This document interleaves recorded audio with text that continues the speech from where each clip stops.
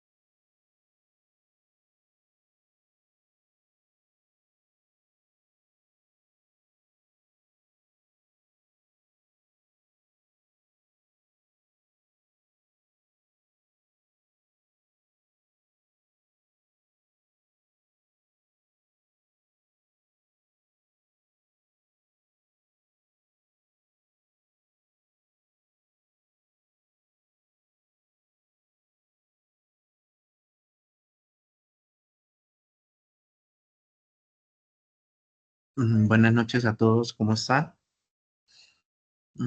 ¿Me podrían por favor confirmar cuando puedan ver mi pantalla?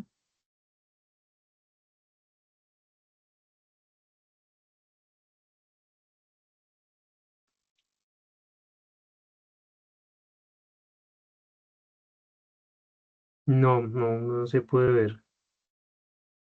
Permítanme.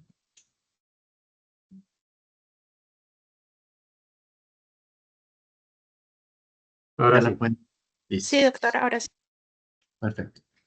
Bueno, la idea es que podamos conversar un poco acerca de algunas herramientas de las que disponemos para, no solo para hacer procesamiento de datos, sino que a partir del objetivo que tengamos de investigación, pues podamos de alguna manera definir alguna técnica que sea la más adecuada. Digamos que en el proceso de investigación, pues nosotros disponemos de un conjunto grande de instrumentos para poder recoger datos, pero dependiendo del objetivo que tengamos, pues unos van a poder responder de manera mucho más adecuada a ese problema de investigación que nosotros estemos abordando. Entonces, la idea es que podamos hablar sobre la definición de esos objetivos, que básicamente es la premisa bajo la cual nosotros vamos a decir si utilizamos un enfoque exploratorio o un enfoque más desde lo cuantitativo. Lo exploratorio pues es cualitativo. Vamos a hablar de las etapas del procesamiento de datos porque independientemente de que sea una investigación de corte cualitativo o cuantitativo, pues implica que nosotros sigamos unas etapas para garantizar que los resultados o el conocimiento que podamos extraer de esa información pues nos sea útil. Vamos a hablar un poco sobre el análisis estadístico en la investigación cuantitativa, porque pues digamos que a diferencia de la investigación cualitativa, el procesamiento estadístico pues tiene un abanico muy grande de opciones en términos de los métodos que a hoy tenemos disponibles para poder resolver problemas de investigación de una manera mucho más precisa. Vamos a ver algunos ejemplos de los resultados que nosotros podemos tener a partir de los datos cualitativos y algunos ejemplos de datos, de resultados del procesamiento de datos cuantitativos. Y si el tiempo nos lo permite, pues haremos un pequeño ejemplo en un software que es gratuito y tiene una interfaz bastante amigable para cualquier persona. Entonces, me presento, mi nombre es Rodolfo Casadiego Alzate, soy ingeniero industrial de base, actualmente estoy estudiando economía, tengo una especialización en gerencia de mercadeo, una especialización en estadística, una maestría en econometría, otra en estadística aplicada, otra en economía y finanzas, otra en mercadeo y actualmente soy candidato a doctor en modelación y computación científica con énfasis en matemáticas. Entonces hablemos un poco sobre sobre los objetivos que básicamente son los que guían este proceso de elección del mejor enfoque de investigación y obviamente del método que nosotros vamos a utilizar para poder abordar ese problema que queremos. Entonces, los objetivos nosotros los formulamos a partir del alcance que nosotros queramos darle a nuestra investigación. Y eso implica que los objetivos sigan un orden lógico que puede estar articulado con las etapas o el desarrollo mismo en el trabajo de campo. Básicamente, pues hay diferentes metodologías que nos permiten plantear los objetivos específicos. Los objetivos específicos operacionalizan el objetivo general. Aquí les traigo una tabla resumen de un análisis bibliométrico, fue muy extenso, realizado por Arias González y muchos otros investigadores, en donde se hizo una revisión de un gran conjunto de investigaciones donde caracterizaron de alguna forma los verbos que son más comúnmente empleados en los diferentes enfoques de investigación que nosotros podemos tener. Entonces, en la investigación, ¿cierto? En la investigación nosotros podemos identificar dos grandes vertientes, que es la investigación cualitativa y la otra la investigación cuantitativa. Nosotros en la investigación cualitativa también le podemos ver un sinónimo como la investigación de tipo exploratoria. Una investigación exploratoria, pues básicamente se enmarca cuando hay un fenómeno que es muy poco conocido, hay muy poca literatura sobre este, o en su defecto se quiere profundizar un poco más dado la particularidad del fenómeno o del contexto que yo quiero abordar. Entonces ahí pues nosotros hablamos de que la exploración implica aspectos cualitativos, ¿cierto? En lo cuantitativo ya nosotros podemos encontrar diferentes niveles o enfoques. Encontramos un enfoque descriptivo, ¿cierto? Que es la parte básica, un enfoque correlacional que lo que busca es encontrar asociaciones y en su defecto también cuantificarlas, o un enfoque explicativo que se enmarca más en el análisis causal. Quiere decir que aquí ya hablamos de experimentación o incluso de la inferencia causal. Entonces, este estudio de Arias González, pues básicamente definió que los verbos que más se suelen emplear en las investigaciones, dependiendo de su enfoque, pues son estos que nosotros encontramos acá.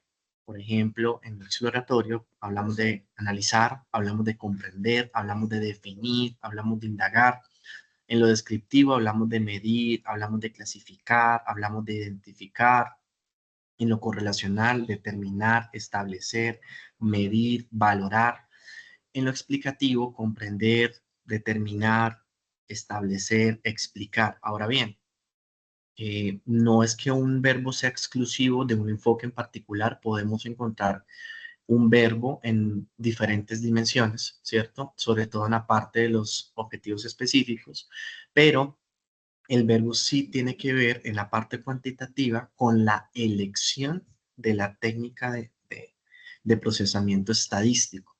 Si nosotros, por ejemplo, hablamos de un identificar en la dimensión correlacional, por ejemplo, en el enfoque correlacional, pues básicamente la identificación implica, por ejemplo, identificación de efectos.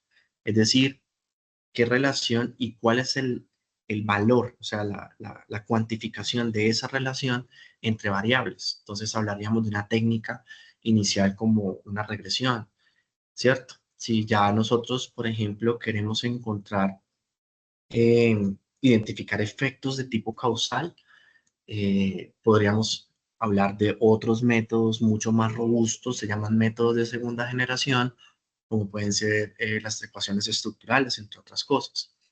Entonces traigo esto porque los verbos nos definen básicamente qué tipo de técnica de análisis estadístico podemos utilizar para resolver nuestro problema de investigación, sobre todo en la parte cuantitativa. Ahora, las etapas del procesamiento de datos. Bueno, cuando nosotros estamos haciendo una investigación, debemos partir de que hay que recoger datos. Los datos tienen dos naturalezas. Pueden ser datos de naturaleza primaria o datos de naturaleza secundaria. Los datos de naturaleza primaria son todos aquellos datos que de alguna forma el investigador recoge de manera directa a través de técnicas de recolección de datos, como por ejemplo, si hablamos de una investigación de tipo exploratoria, podemos recoger datos a través de entrevistas, podemos también recoger datos a partir de la observación, podemos recoger datos a partir de ejercicios como los grupos focales. Eso para la investigación cualitativa. Para la investigación cuantitativa, por defecto, se tiene como herramienta por excelencia la encuesta. La encuesta, pues básicamente trata siempre de acotar o delimitar las respuestas, de tal manera que sea mucho más fácil el procesamiento de esa información.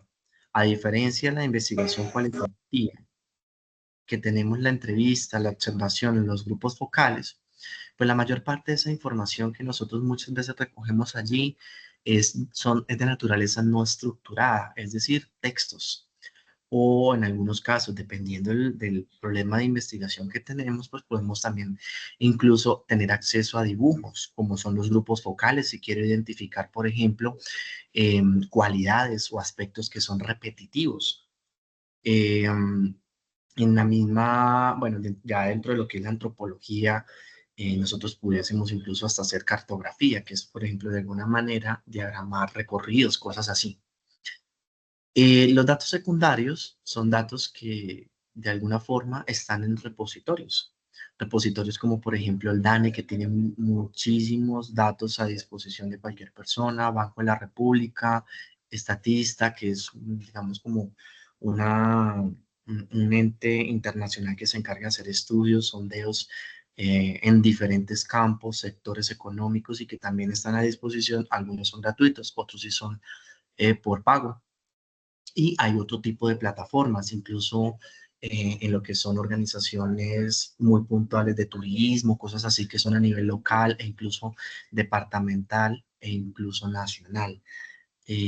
Por ejemplo, el Politécnico Gran Colombiano tiene una herramienta de vigilancia tecnológica, por decirlo así, llamado EMIS. EMIS es un repositorio gigante de información sobre empresas a nivel nacional, a nivel internacional, sobre aspectos históricos y financieros, solo con el NIT de la organización. Obviamente las empresas deben estar legalmente constituidas, podemos tener acceso a una gran cantidad de información, es decir, valor en ingresos, valores de activos, etcétera, etcétera, para nosotros poder hacer diferentes análisis. Entonces, ahí, por ejemplo, nosotros tenemos acceso a información segura, información clara, para poder hacer estudios de tipo económico, incluso a nivel de industria, sector.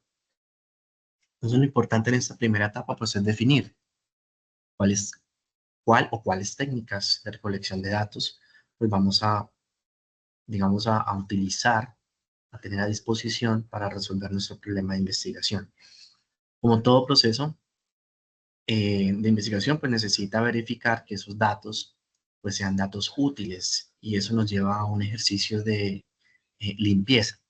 Ambos enfoques, el lo quali y lo quanti, tienen un proceso de limpieza. Por ejemplo, en la investigación cualitativa, que la mayor parte de los datos es de tipo textual, pues hay que hacer un proceso de limpieza de stop words. ¿Qué son stop words? Los stop words son palabras que no agregan de alguna manera conocimiento a lo que yo necesito extraer de allí. ¿Qué tipo de palabra puede ser un stop word? Por ejemplo, los artículos.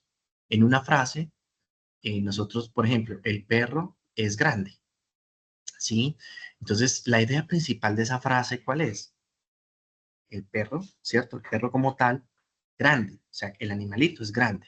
Pero cuando hablamos él y es, son dos palabras, en este caso, él significaría el artículo y es del verbo, ¿cierto? Eh, están allí por contexto, pero cuando al final tú necesitas extraer la idea, pues básicamente no estarían agregando valor.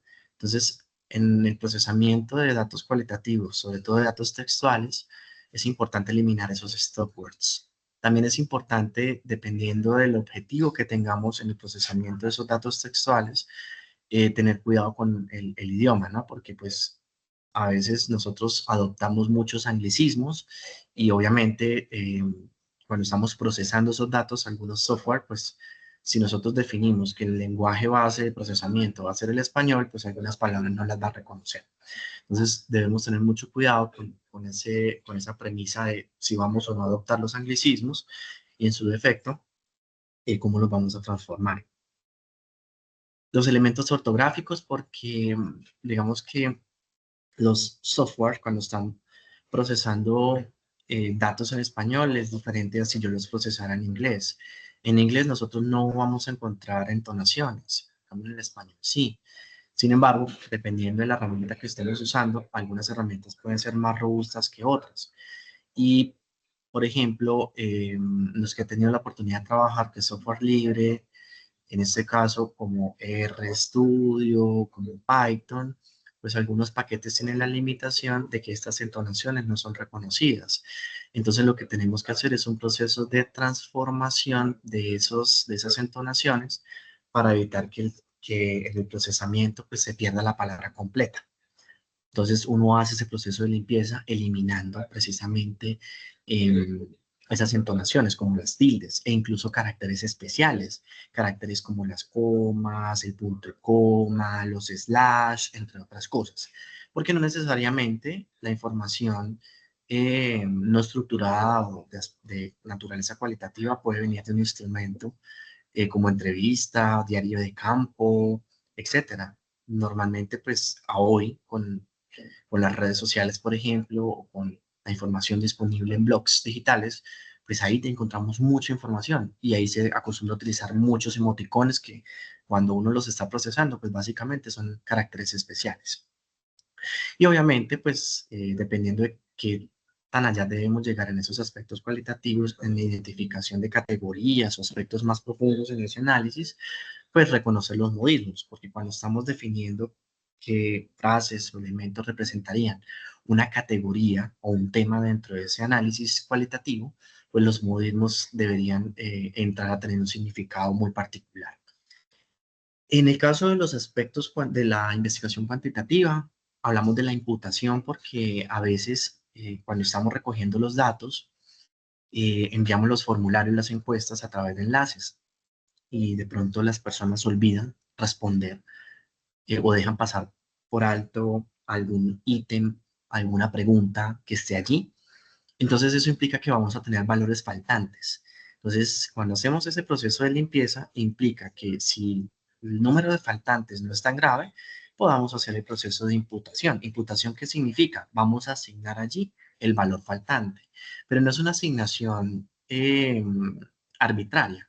Hay diferentes métodos, de hecho, los procesos de imputación hoy son todo un campo de investigación dentro de lo que es la estadística puntualmente la analítica. Muchos métodos de Machine Learning se enfocan puntualmente en esos métodos de imputación.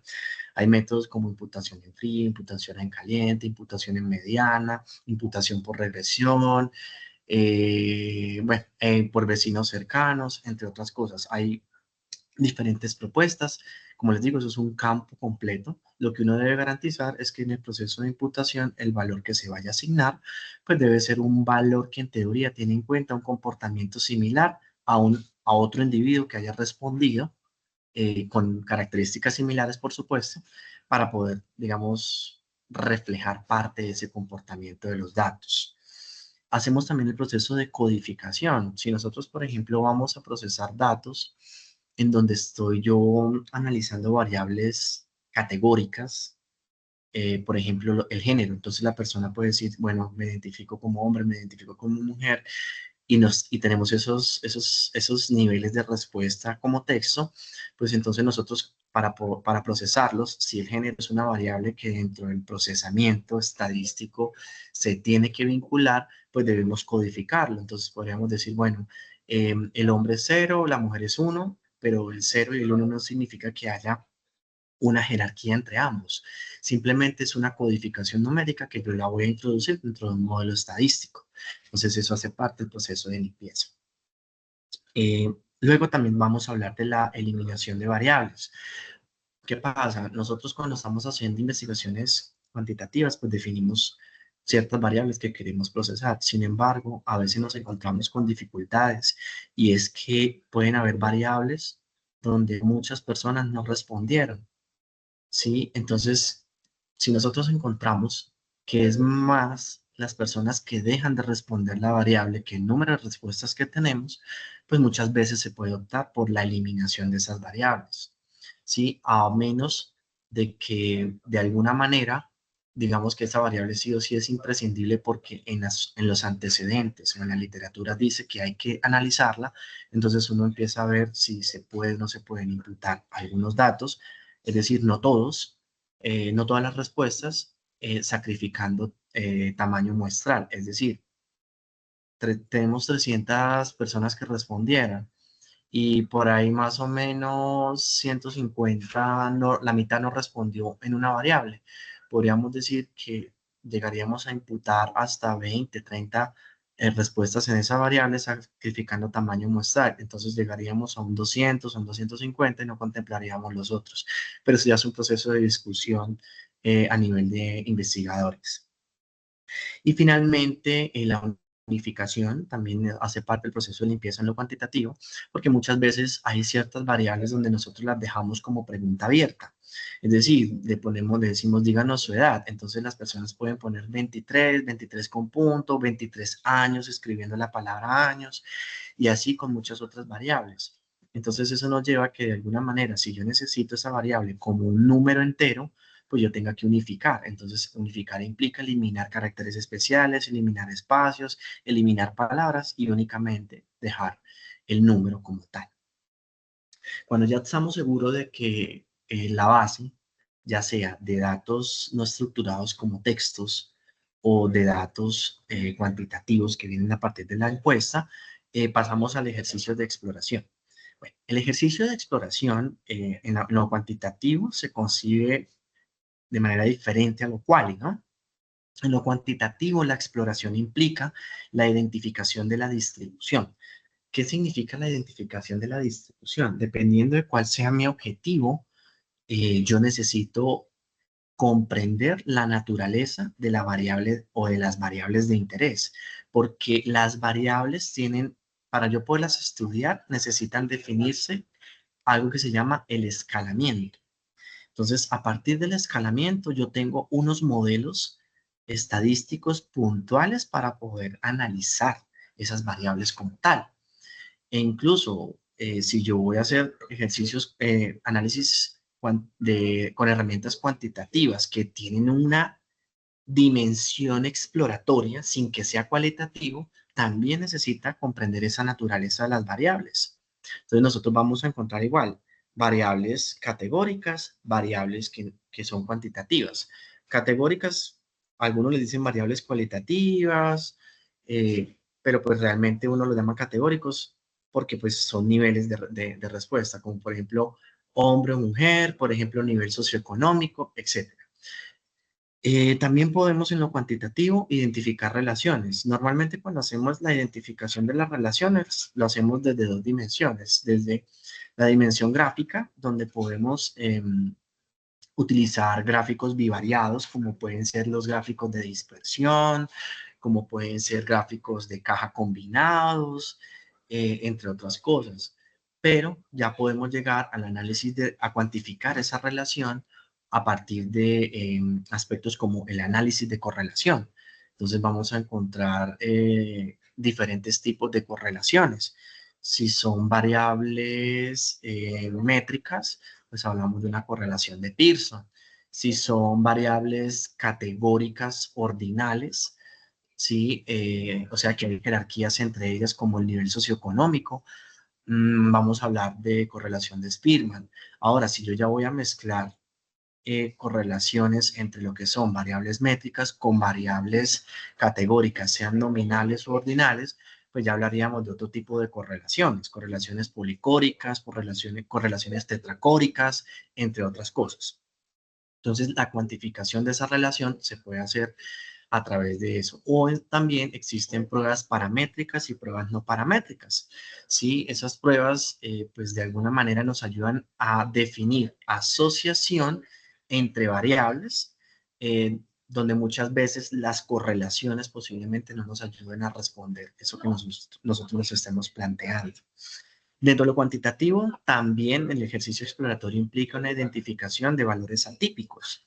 ¿Qué son valores atípicos? Cuando nosotros recogemos datos, posiblemente nosotros definamos una población objeto de estudio. eh, Permítanme un segundo, por favor.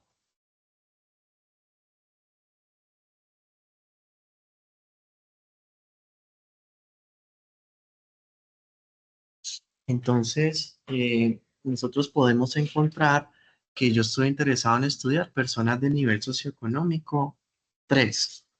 Y dentro de ese ejercicio de recolección de datos sociodemográficos, nosotros, por ejemplo, preguntamos el ingreso. Entonces, la mayor parte de las personas nos respondieron que su ingreso está entre 2 millones a 3 millones.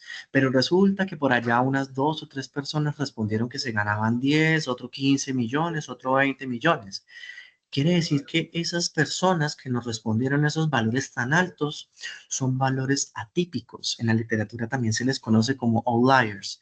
Y eso implica que si nosotros no le damos tratamiento a esos valores atípicos, nos pueden afectar los análisis estadísticos que vamos a hacer posteriormente. Y eso tiene unas implicaciones dependiendo de cuál es el objetivo, ¿cierto? Y también pues hacer el análisis descriptivo clásico, que es medidas de tendencia central, medidas de dispersión, medidas de posición y medidas de forma, ya sea dentro de lo que son campos como la economía, la psicología, el mercadeo, la administración, entre otros. En todos los estadísticos descriptivos siempre nos van a dar una idea del comportamiento de las variables, es decir, comportamiento distribucional, si hay sesgos o no hay sesgos, entre otras cosas. En lo cualitativo, la exploración implica, por ejemplo, hacer conteos de palabras. Los conteos de palabras, de alguna manera, ya nos van dando unas primeras ideas sobre cuáles temas son comunes en una conversación. ¿Sí? Es decir, las respuestas de las personas en una entrevista o en las preguntas que responden en los grupos focales, pues ya no van dando la idea hacia dónde tienden pues la mayor parte de las personas. Eso se llama saturación del sistema, o sea, en qué se está volviendo como repetitivo. También podemos encontrar las nubes de palabras. Las nubes de palabras básicamente es una gráfica del conteo de las palabras. O sea, por tamaño las palabras se van mostrando más grandes y eso nos permite ver cuáles son las que tienen una mayor frecuencia o una mayor aparición dentro de lo que son los discursos o las narrativas que nos dan las personas en las entrevistas, por ejemplo. La identificación de temas, pues claramente eso surge de un proceso del análisis conjunto entre el conteo de palabras y las nubes de palabras.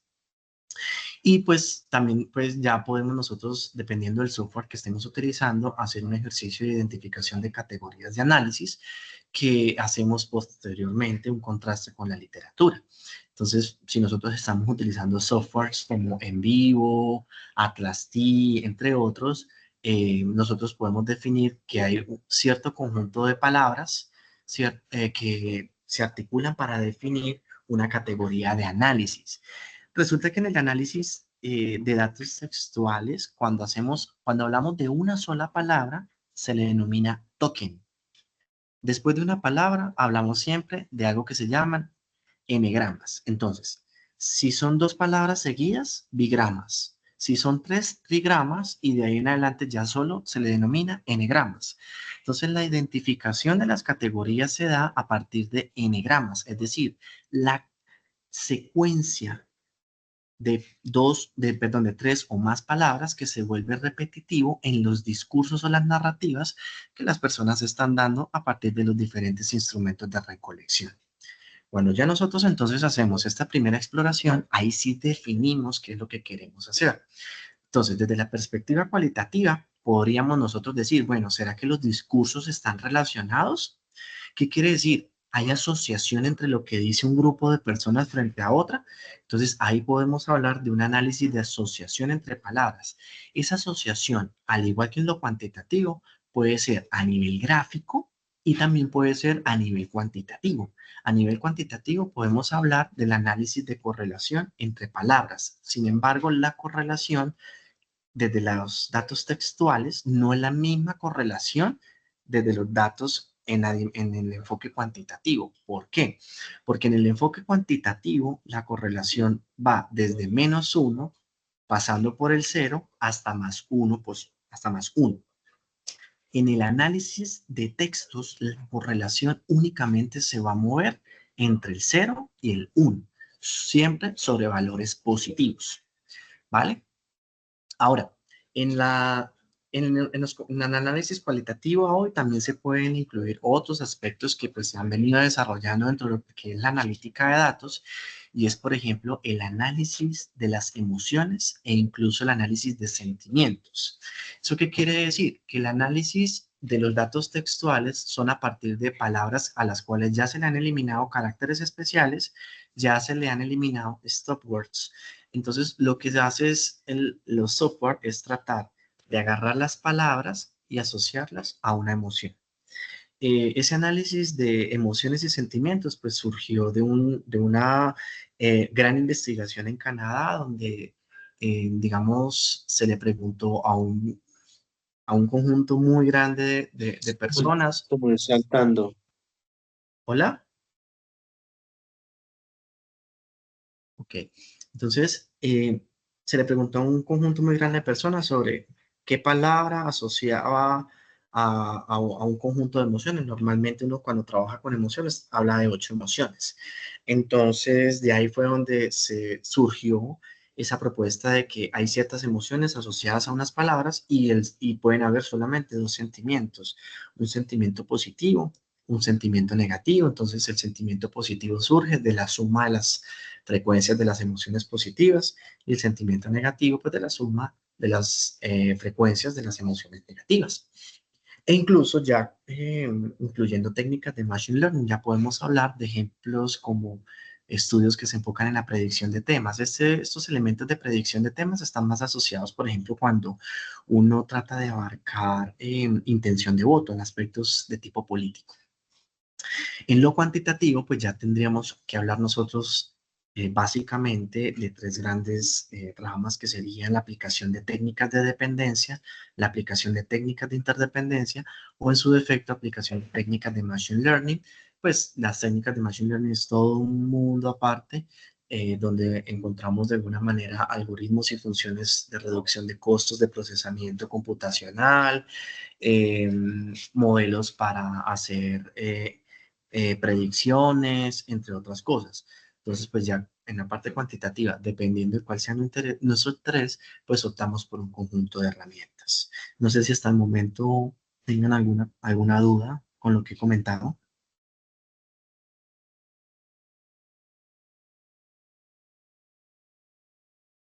Bueno, No, señor. perfecto. No, señor profe. Muchas gracias. Entonces, en el análisis estadístico es importante, me voy a enfocar prácticamente en estas dos que son las más comunes, los ejercicios de investigación académica. Entonces encontramos las técnicas de dependencia y las técnicas de interdependencia. Las técnicas de dependencia, su nombre lo dice, hay dependencia, quiere decir que hay una variable que me interesa y hay otras variables que me ayudan a entender esa variable en la cual yo estoy interesado. Entonces, la dependencia puede tener dos grandes ramas.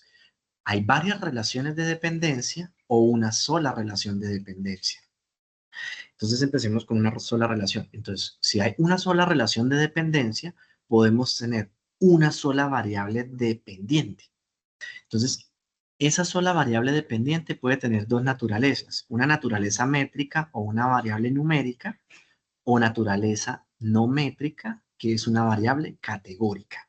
Si la variable que a mí me interesa, su naturaleza es métrica, como por ejemplo predecir el valor, predecir por ejemplo el nivel de gastos de una familia, predecir por ejemplo la velocidad a la que se mueve un vehículo, predecir, por ejemplo, o estimar, porque realmente se trata de estimar, por ejemplo, el número de hijos en las familias a partir de X variables, etcétera. Vamos a hablar de un método de primera generación llamado regresión lineal múltiple. O sea que hay una variable métrica de interés y hay otras variables de diferente naturaleza que me ayudan a entenderla. Pero si en su defecto la variable que me interesa es no métrica, ¿cierto?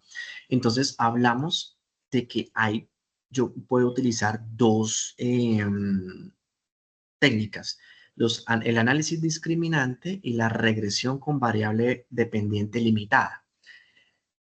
Algunos autores no le llaman como variable dependiente limitada. Variable dependiente limitada, ¿qué significa? Que tiene unas categorías de respuesta. Entonces, por ejemplo, me interesa predecir si la persona compra o no compra. Entonces, solamente hay dos respuestas. Si compra, no compra. Entonces, está limitada solamente a dos niveles, el sí y el no. O, por ejemplo, yo quiero predecir eh, la marca que comprarían las personas a partir de unas características. Entonces, por un lado sería Samsung, por otro lado sería iPhone, por otro lado sería Xiaomi, por otro lado sería Huawei. Entonces, ahí tengo cuatro diferentes opciones. Entonces, ahí, por ejemplo, está limitada únicamente a esas cuatro opciones o las opciones que el investigador defina. Entonces, ahí hablamos de variable dependiente limitada. Es su homólogo, pero ya, digamos, son otro tipo de técnicas, son los análisis discriminantes, análisis de clasificación. Siguiendo entonces con una sola relación, podemos tener más de una variable dependiente, ¿cierto? Cuando hablamos más de una variable dependiente, igual podemos tener naturaleza métrica o naturaleza no métrica. La naturaleza métrica, la independiente, si la independiente es no métrica, hablamos de un MANOVA o análisis múltiple de la varianza. Si la independiente, ¿sí? O sea, la que me ayuda a entender esa variable de interés es métrica, hablamos de correlación canónica, al igual de que si su naturaleza de la dependiente es no métrica. Un método estadístico de análisis de dependencia de segunda generación son los modelos de ecuaciones estructurales. Los modelos de ecuaciones estructurales es hoy el método estadístico más robusto del que se dispone, por ejemplo, para analizar, cubrir fenómenos muy complejos, sobre todo fenómenos conductuales, fenómenos sociales, son utilizados en múltiples campos, en la medicina, en la biología, etcétera, etcétera. Ahorita les voy a mostrar un ejemplo de lo que puede ser un análisis de ecuaciones estructurales. Y luego encontramos el otro conjunto de técnicas llamadas análisis de interdependencia. Entonces, el análisis de interdependencia implica que nosotros tengamos relaciones entre objetos, relaciones entre casos y relaciones entre variables. Entonces, relaciones entre objetos pueden ser, por ejemplo, atributos, donde yo supongamos que quisiera analizar, voy a poner el ejemplo en mercadeo, las marcas. Entonces yo tengo un conjunto de marcas, Samsung, Xiaomi, iPhone, Huawei, etcétera. Y tengo un conjunto de características que me ayudan a caracterizar esas marcas. Y yo podría estar interesado, por ejemplo, en definir qué tan fuerte es la rivalidad entre esas marcas. O algo que está muy asociado al concepto de, ¿será que si pelean mucho hay un océano rojo? ¿Será que si realmente no están tan cercanas hay un océano azul? Es decir, todas compiten libremente sin tener una confrontación directa. Entonces ahí podemos hacer un análisis de escalamiento multidimensional. El escalamiento multidimensional se basa en distancias. Entonces ese fue el método, por ejemplo, que se utilizó para poder definir la asociación de palabras a emociones. Con ese método fue que realmente se llegó a los resultados de palabras por emociones, que fue lo que comentamos ahorita en el análisis de textos. Relaciones entre casos, entonces hablamos del análisis de conglomerados o el análisis de clústeres. Entonces podemos encontrar clústeres jerárquicos, clústeres no jerárquicos, etcétera. Eso es digamos, un análisis que tiene diferentes nombres dependiendo del área que lo esté implementando. En marketing se le conoce como segmentación cuantitativa, en biología, en biología o en temas asociados con la agronomía se le conoce como taxonomía Q, análisis Q, entre otras cosas. Ahorita les muestro un ejemplo y de hecho pues la idea es si podemos hacer un ejemplito de este. Cuando hablamos de relaciones entre variables ya, podemos hablar de variables métricas y no métricas. Si todas las variables que estoy analizando, aquí no hay una variable de interés, aquí hay múltiples variables que voy a analizar y solo quiero ver qué tipo de relaciones existen. Si todas esas variables son no métricas, o sea, categóricas, hablamos del análisis de correspondencias. Ahorita les voy a mostrar un ejemplo del análisis de correspondencias. Si hablamos de variables métricas, perdón, podemos tener dos tipos de análisis. Análisis de componentes principales y análisis factoriales. El análisis de componentes principales es un análisis que me permite reducir dimensionalidad, es decir, yo puedo crear nuevas variables bajo la premisa de compuestos. Se combinan variables para generar una nueva que las integra. El análisis factorial, digamos que es como hace las veces del análisis de componentes porque realmente lo que hace es tomar la premisa del componente, pero adquiere una lógica diferente. Yo no estoy creando variables como la combinación de otras, sino lo que hago es descubrir patrones definidos como variables, ¿cierto? En un conjunto N de variables que yo tenga allí. No las combino, simplemente las descubro. Entonces son dos lógicas que dependiendo del área que las esté abarcando, pues aplica una u otra. Por ejemplo, en la psicología se acostumbra a utilizar mucho los análisis factoriales bajo la premisa de que hay factores o dimensiones subyacentes escondidas en las respuestas de las personas.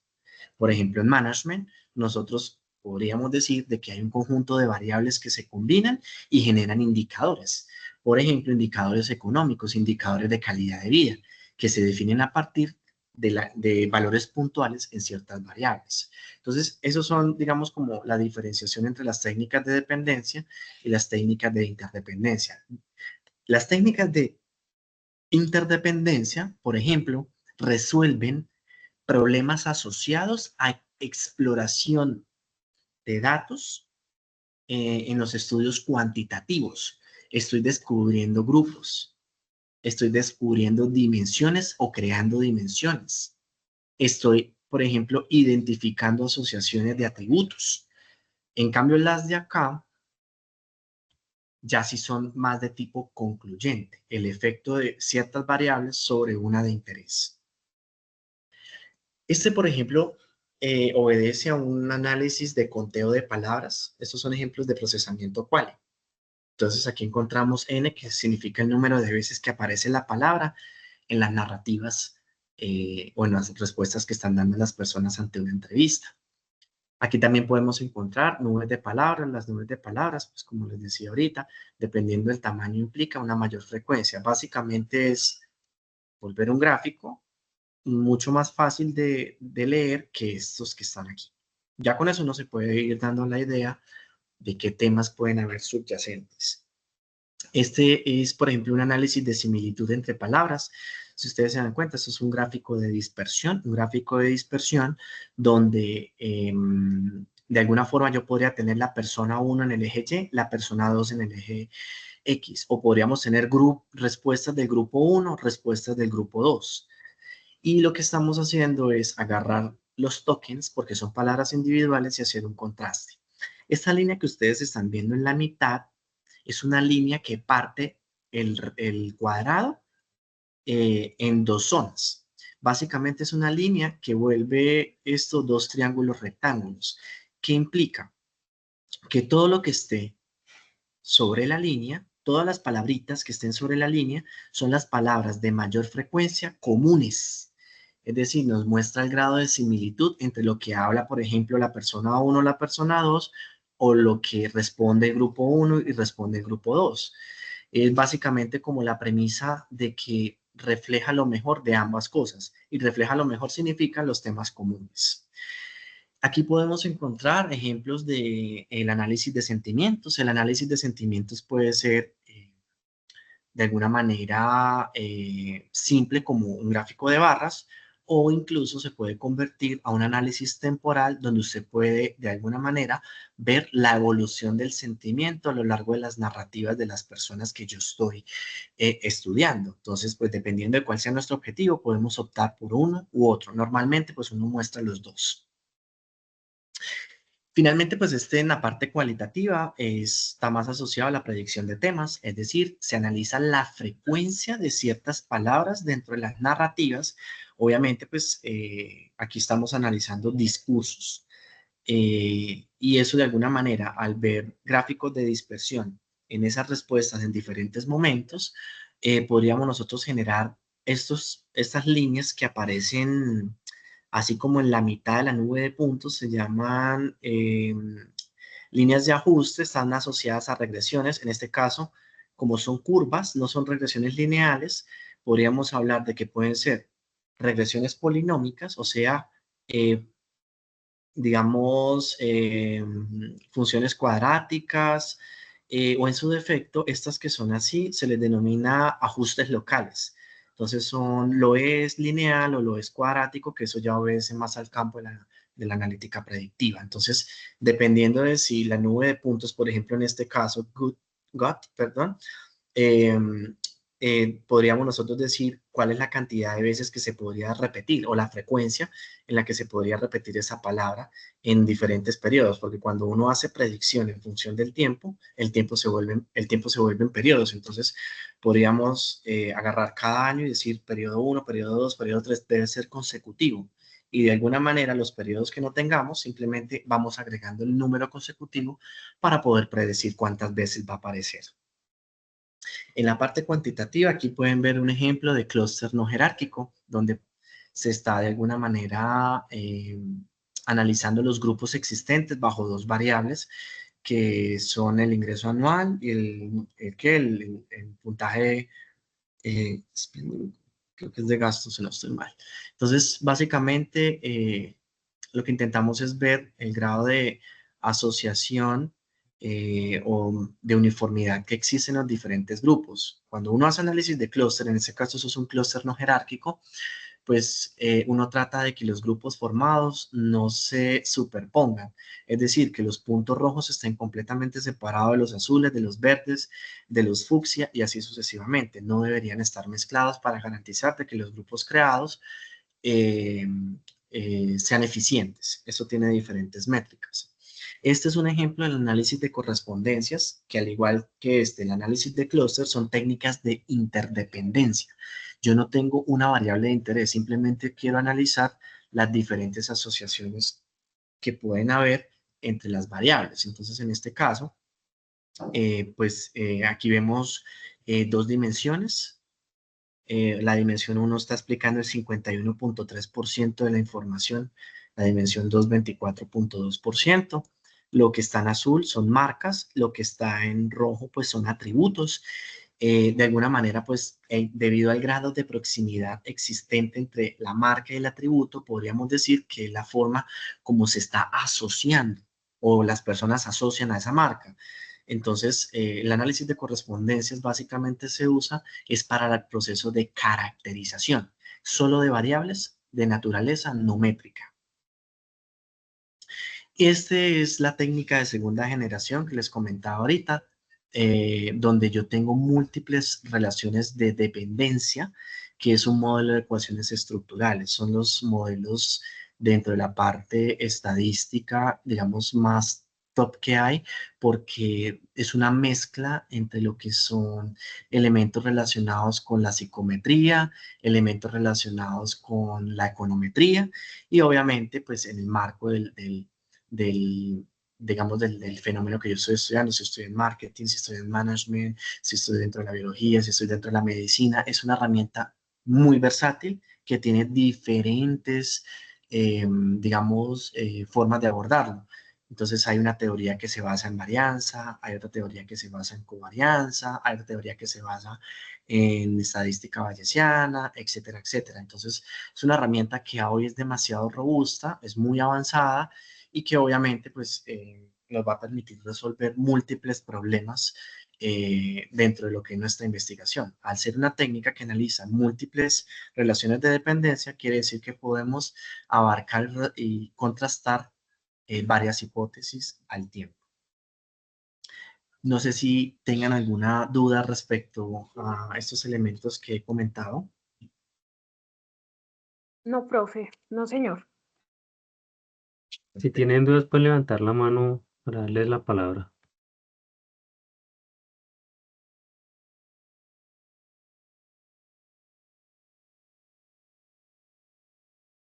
Bueno, si no, Víctor Manuel,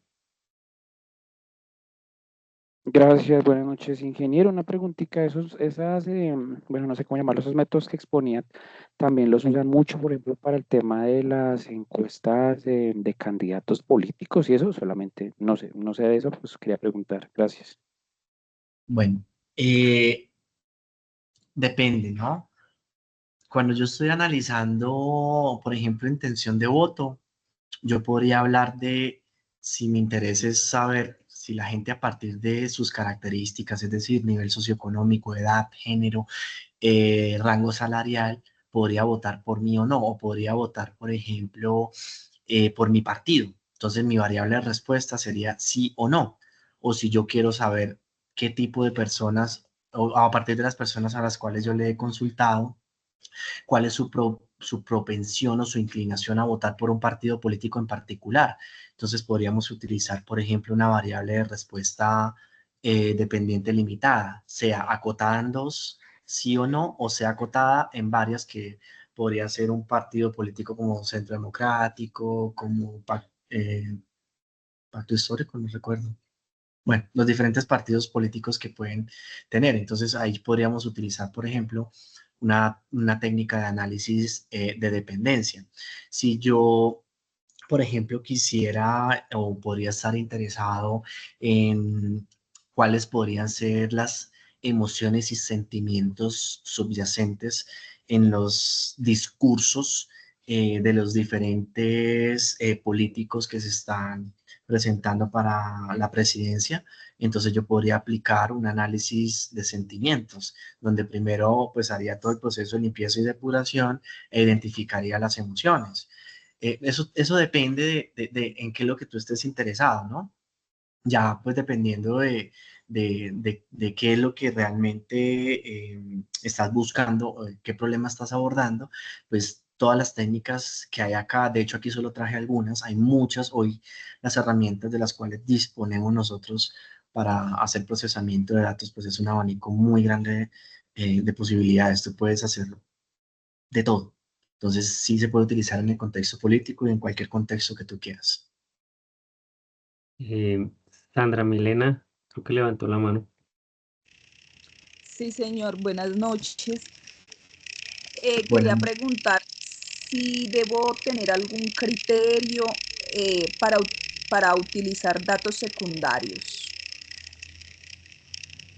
bueno, eso, digamos que es un ejercicio de discusión entre los investigadores a partir de los objetivos específicos definidos, ¿vale? ¿Por qué? Porque, por ejemplo, el análisis de datos secundarios puede ser un primer análisis o puede ser tomado como una dimensión exploratoria en un análisis cuantitativo para poder de alguna manera comprender un poco más ese fenómeno que yo quiero abordar o si de alguna forma yo pudiese identificar nuevas variables que sean susceptibles a integrar a modelos más complejos. Sí, ahora, criterios específicos, yo diría que es más que criterios específicos, es como la confianza que tú le puedas atribuir a esa fuente, ¿no? Porque uno a veces cuando va a utilizar datos secundarios, supongamos, yo estoy interesado en analizar, por ejemplo, en predecir el número de turistas que pueden llegar a Medellín el próximo año. Entonces, para yo poder hacer una muy buena predicción, yo necesitaría análisis de series de tiempo. Y hay diferentes métodos estadísticos para analizar series de tiempo. Y resulta que me voy a buscar a las diferentes entidades, el DANE, o incluso por ejemplo, el Buró de Turismo a nivel departamental, y yo me estoy encontrando que únicamente tienen registro histórico de los últimos 15 meses. Eso es insuficiente, por ejemplo, para hacer un análisis predictivo. Entonces, yo creo que más allá de un criterio es la confianza que se le puede atribuir, ¿sí? Yo podría definirlo desde esa perspectiva. ¿Qué tan confiables pueden ser los datos?